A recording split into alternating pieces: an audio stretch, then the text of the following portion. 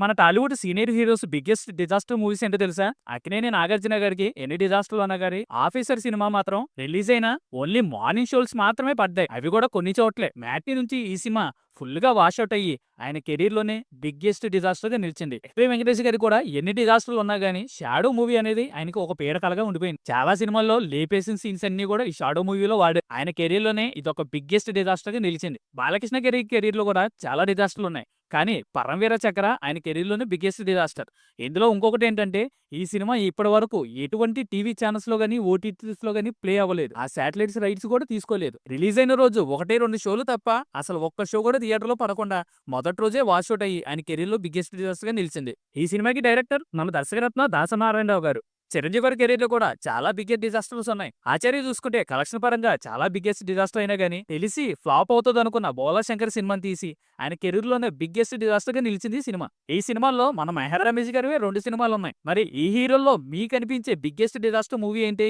అనేది కింద comment box లో కామెంట్ చేయండి.